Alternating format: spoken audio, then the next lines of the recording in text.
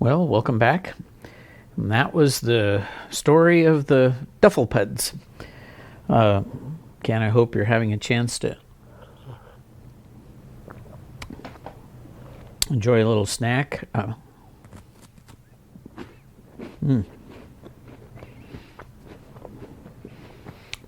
Those are the strawberry wafers.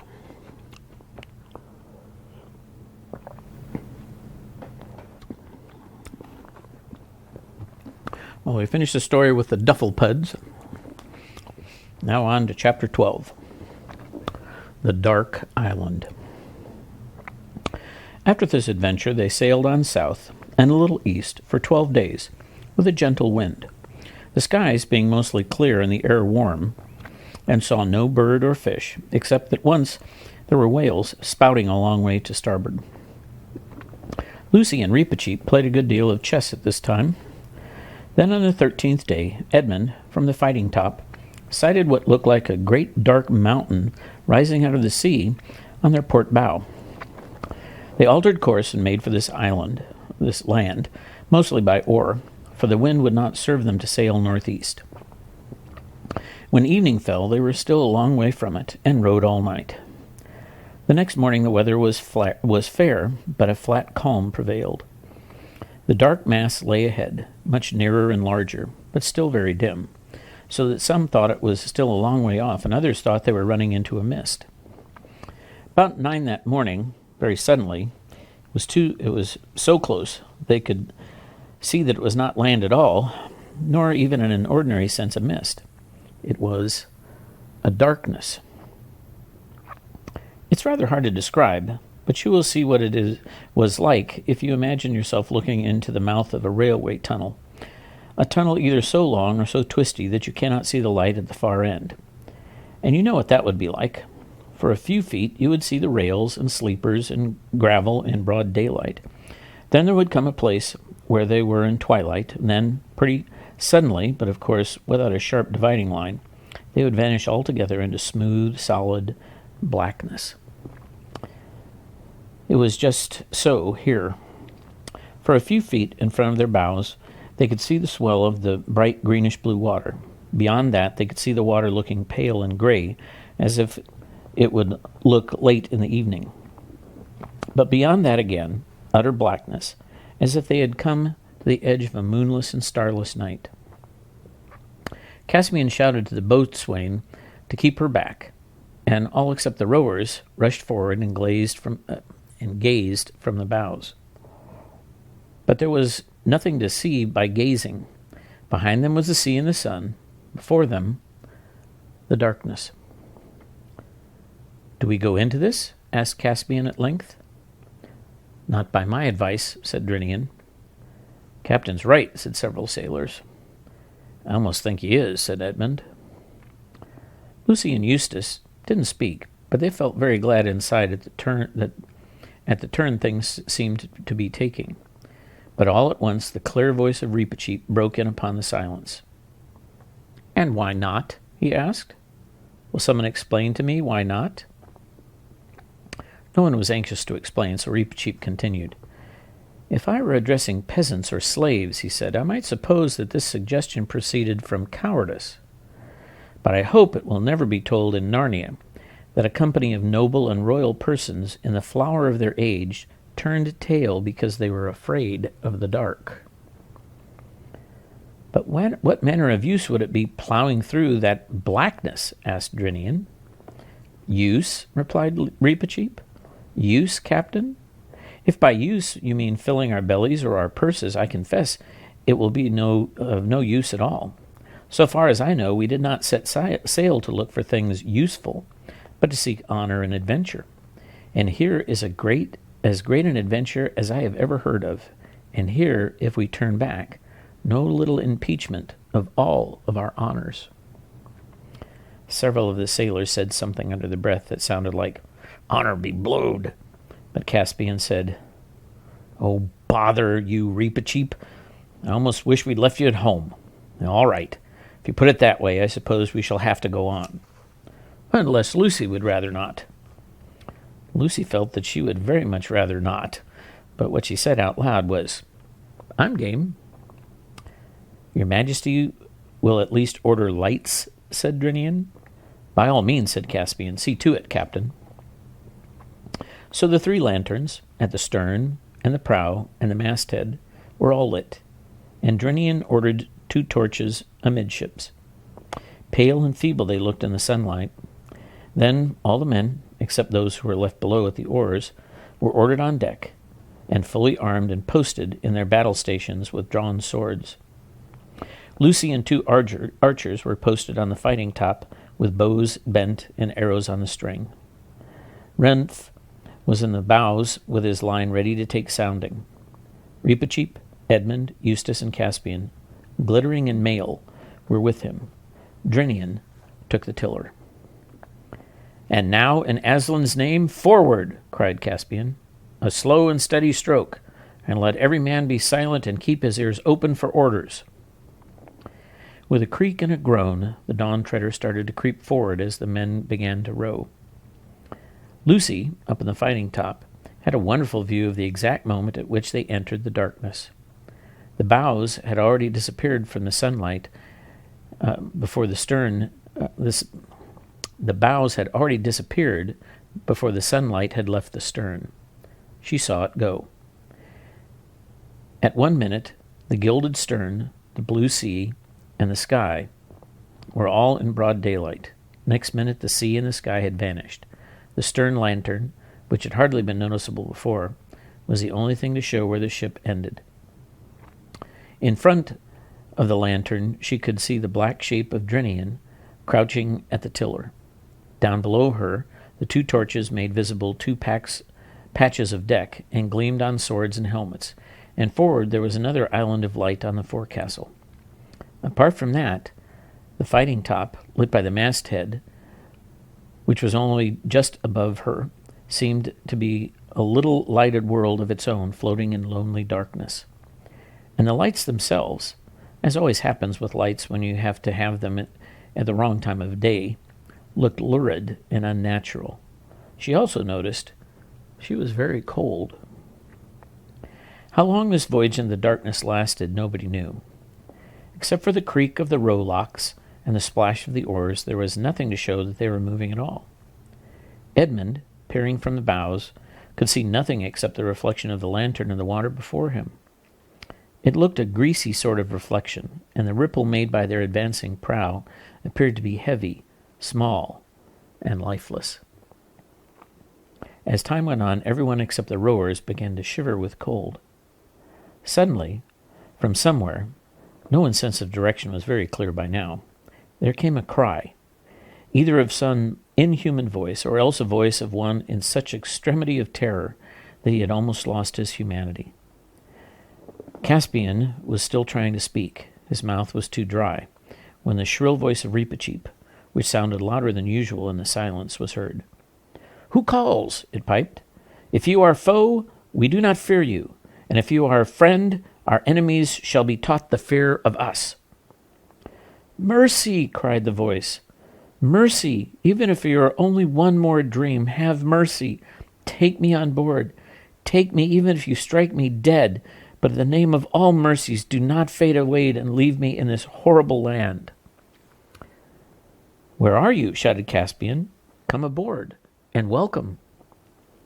There came another cry, whether of joy or terror, and then they knew that someone was swimming towards them. "Stand by to heave him up, men," said Caspian. "Aye, aye, your Majesty," said the sailors. Several crowded to the port bulwark with ropes, and one, leaning far out over the side, held the torch. A wild, white face appeared in the blackness of the water, and then, after some scrambling and pulling, a dozen friendly hands had heaved the stranger on board. Edmund thought he had never seen a wilder-looking man. Though he did not otherwise look very old, his hair was very untidy, a mop of white, and his face was thin and drawn, and for clothing only a few rags hung about him. But what one mainly noticed were his eyes, which were so widely opened that he seemed to have no eyelids at all, and stared as if in agony of pure fear. The moment his feet reached the deck, he said, "Fly! Fly! About with your ship and fly! Row, row, row for your lives! Row away from this accursed shore!" "Compose yourself," said Reepicheep, "and tell us what the danger is. We are not used to flying." The stranger still stared horribly at the voice of the mouse, which he had not noticed before. "Nevertheless, you will fly from here," he gasped. "This is the island where dreams come true." "That's the island I've been looking for this long time," said one of the sailors. I reckoned I'd find it. I reckoned I'd find it. I was married to Nancy if we landed here." "And I'd find Tom alive again," said another.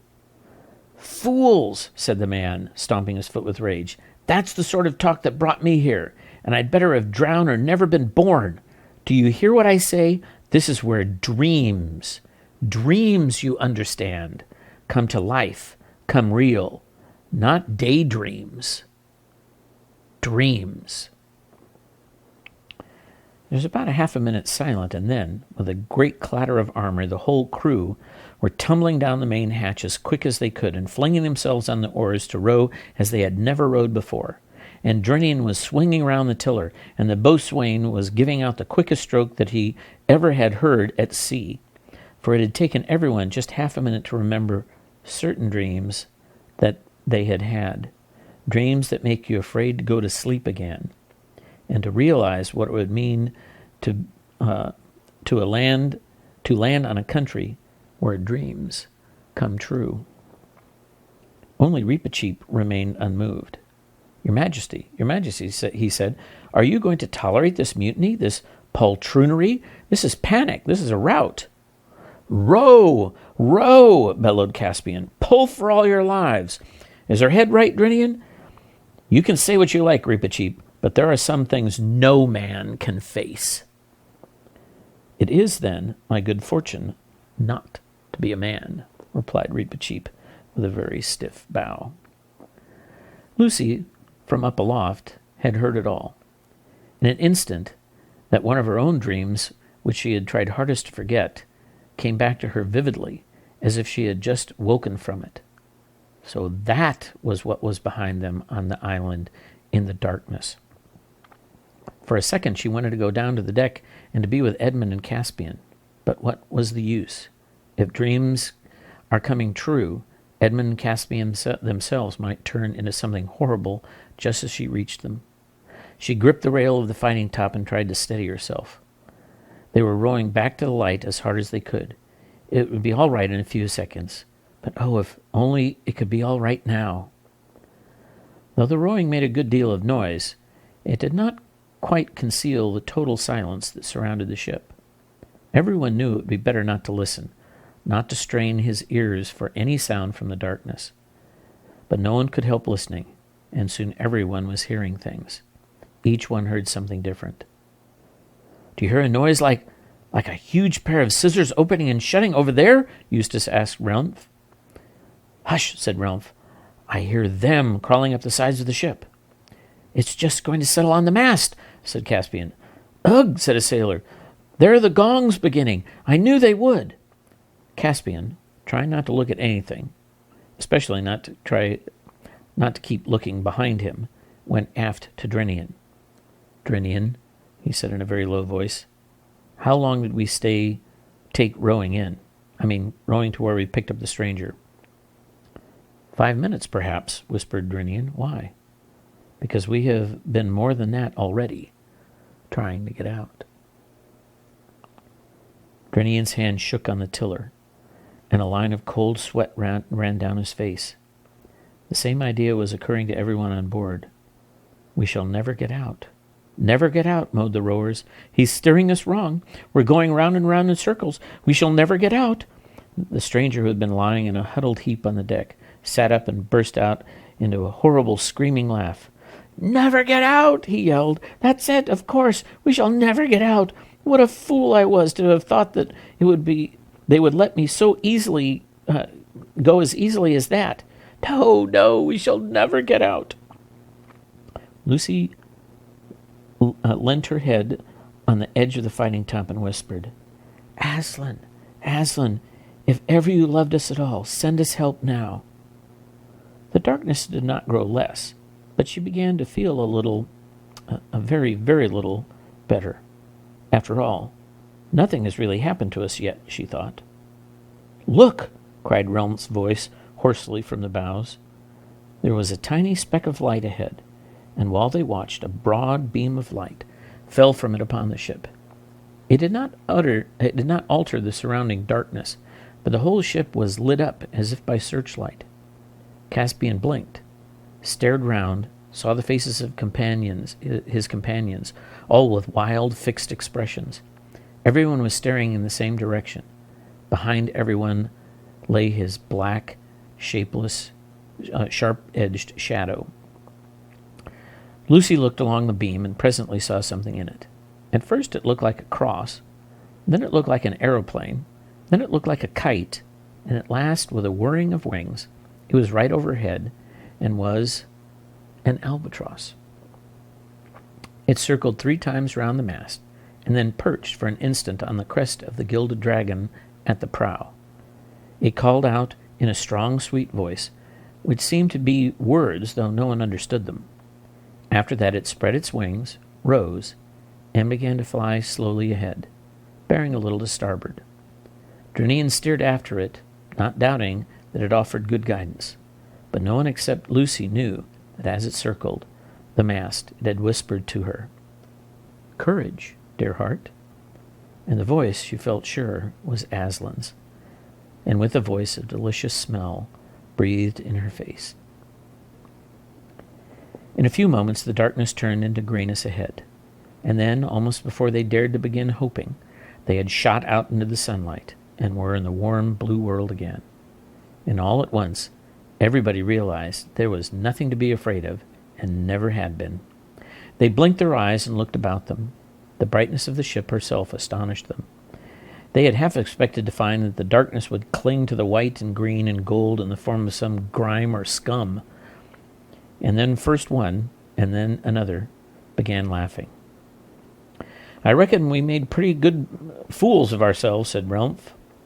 Lucy lost no time in coming down to the deck, where she found the others all gathered round the newcomer.